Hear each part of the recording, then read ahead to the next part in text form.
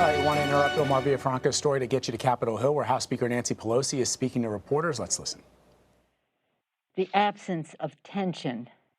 It is the presence of justice. I particularly am drawn to that phrase because one of my favorites that I have in my office is Pope Paul VI.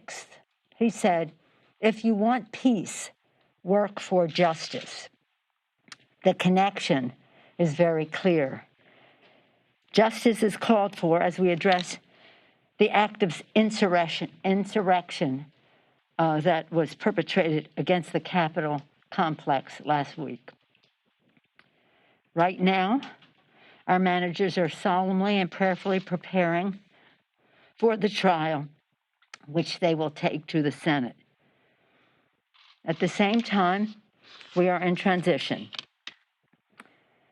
With a COVID relief package, President-elect Biden announced last night he is delivering on what he said when he was elected.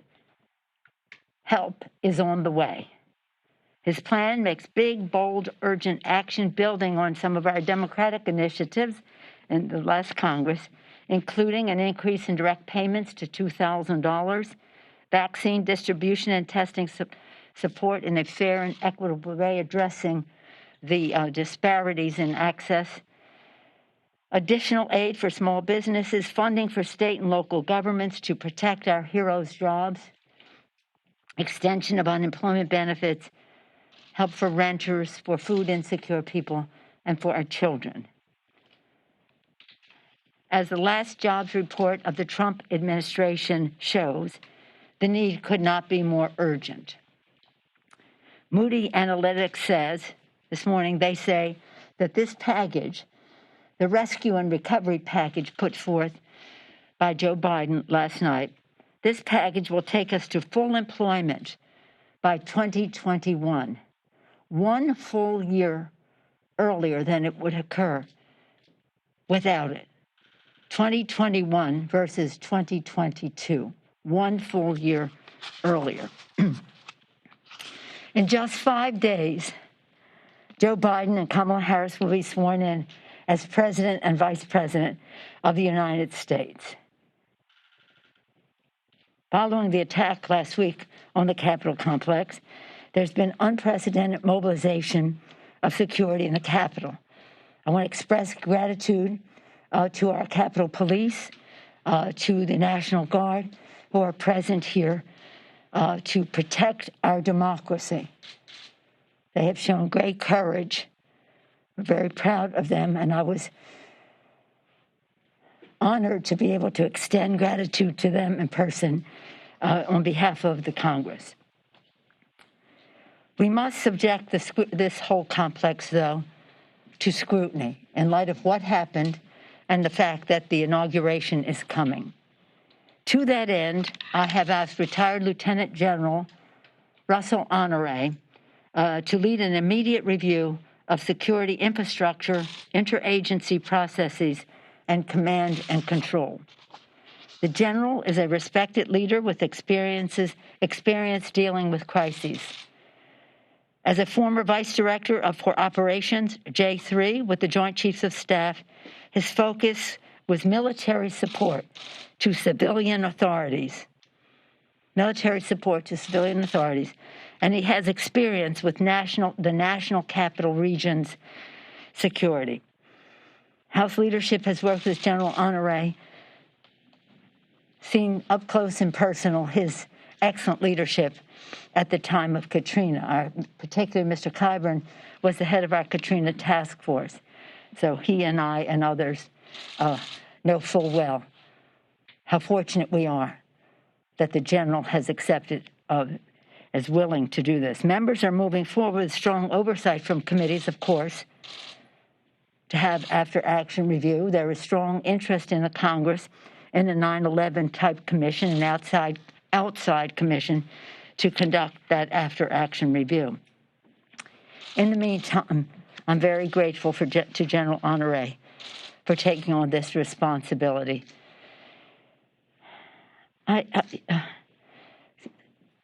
I find this to be a very emotional time. I've said to the members, we're very passionate to our reaction to this assault on our democracy, on this temple to democracy. We're very passionate about our reaction, but we must be very dispassionate in how we make decisions to go forward for security, security, security. As I see many of the films and the incitement of it all by the President of the United States, but as you see the film, one figure, so many disgusting images, but one figure of a man in a shirt with Auschwitz on it. Auschwitz. Work equals freedom to Auschwitz. This is in this January, 1 year ago. I had the privilege of bringing a delegation in January to Yad Vashem, the Museum of the Holocaust in Israel, to join heads of state. I came as the head of this Congress to observe the 75th anniversary of the liberation of Auschwitz-Birkenau. On the way to Israel, I brought the delegation to Auschwitz and Birkenau. Probably one of the most transformative national security visits that we have made. All of our travel outside the country is about our national security. And so was that. To see the dehumanizing of people that was perpetrated there was so overwhelming.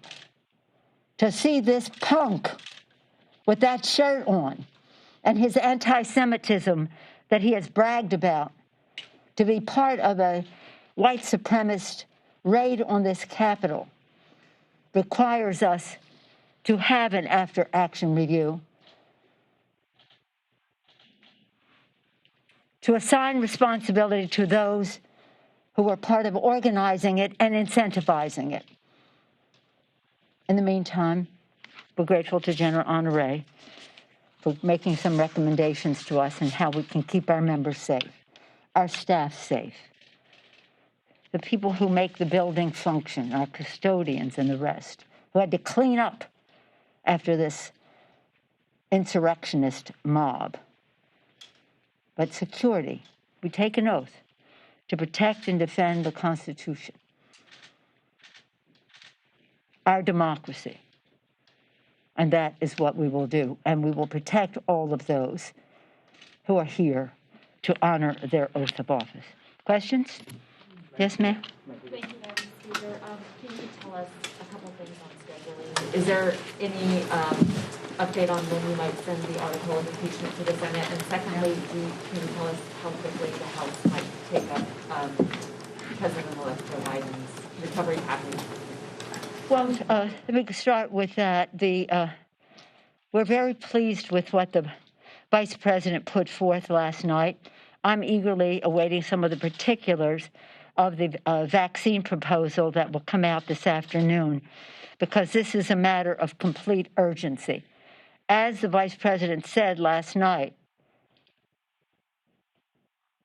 this administration, the Trump administration, handled the distribution of the vaccine in a very disappointing way. He used stronger language.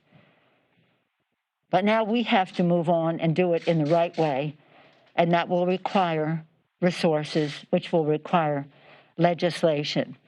How it will be done effectively, we'll know more about. I have some idea about it because we've made suggestions in that regard.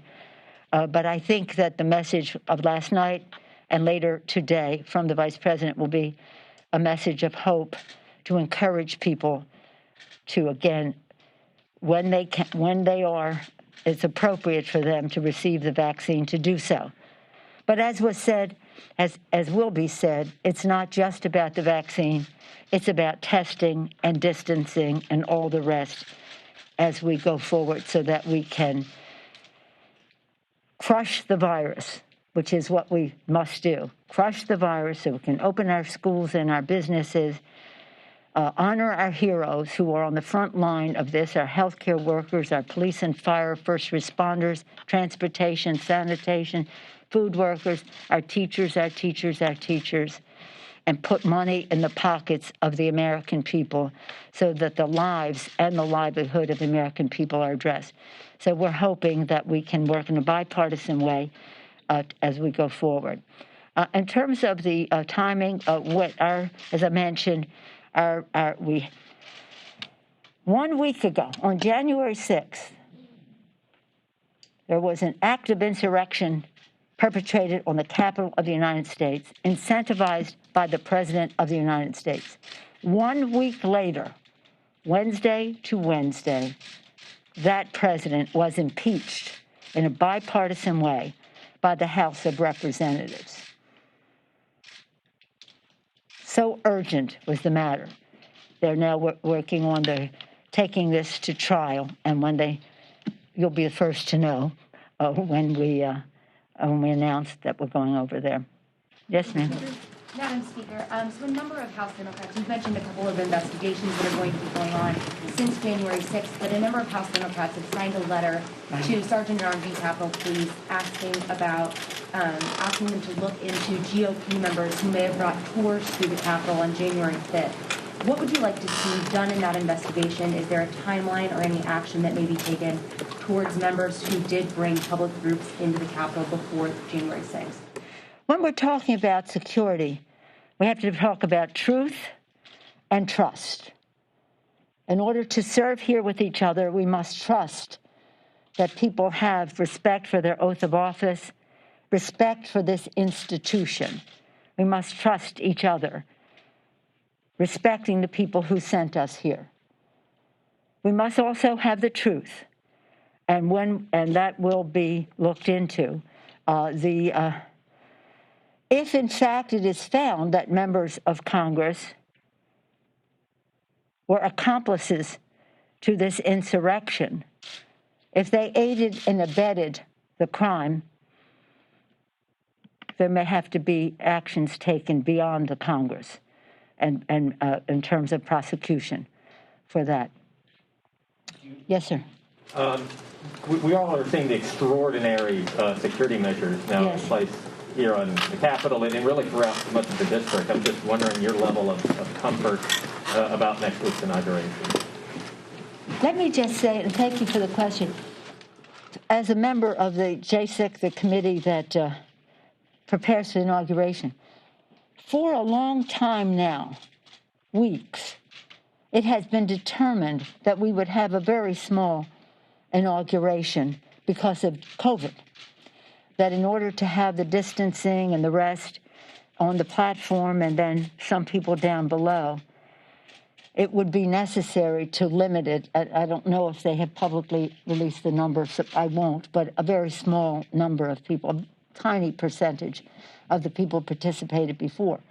Most disappointing because obviously we're excited about nominating a new president of the United States, but not at the risk of people's health and well-being and indeed their lives. So this is always going to be small. Now, with the insurrection of last week, it is necessitated by security to have more security, but it hasn't changed the nature of the swearing in. I think it's important for people to know that. This is not a concession to the terrorist. It is a recognition of the danger of COVID. Again, I'm in close touch with, I will be again for like the third time in 2 days with the Secretary of the Army, spoke with the head of the Secret Service last night. We all want to be sure that the requests that are made by the Capitol Police are being honored by those who are in a position to meet the needs. It depends on the intelligence, and we have to have more security than the intelligence might warrant. I think in this case, redundancy may be necessary. Not too much, but enough. Speaker, Yes, sir. Yes, sir. Speaker, first off, the Republicans are saying that as far as the metal detectors are concerned, that the danger on January 6th came from the outside, not the inside. And secondly, as far as the Speaker's lobby is concerned, totally different issue. When can we expect that to be opened for us? And will it be when the pandemic ends? And when do you see that happening as far as It won't be 1 minute before it is safe to do so from a COVID and a security standpoint, or 1 minute later than that. Yes, sir. Madam Speaker, while Representative Ryan's subcommittee will be investigating the Capitol Police. I'm sorry? While Representative Ryan's subcommittee will be investigating the Capitol Police. Oh, Ryan. Right. For benefit of the legislative branch of the Appropriations Committee, yes. At the bare minimum, what would you like to see in reforms of the U.S. Capitol Police, especially in light of allegations from members of the caucus of institutional racism within the police force and also maybe even collusion in the insurrection? What reforms would you like to see? Well, I think the investigation is central. That has to come first. But there will be, in addition to Mr. Chairman Ryan's Ledge Branch Committee, we have Homeland Security Committee. We have issues that relate to intelligence from Judiciary and Intelligence Committee. We have the Armed Services Committee. So there'll be a full, the committees will be doing their oversight in many different ways. And of course, the Appropriations Committee and the Oversight Committee have overarching responsibility. But again, the investigation will tell us what we need to know to have truth so that we can trust the system that we have here. And it's so sad.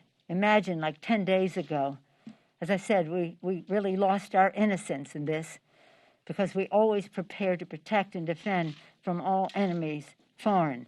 But the Constitution also says, and domestic. And now we have to protect ourselves from enemies domestic. How close within? The investigation will let us know. I said, Speaker, could you hold the article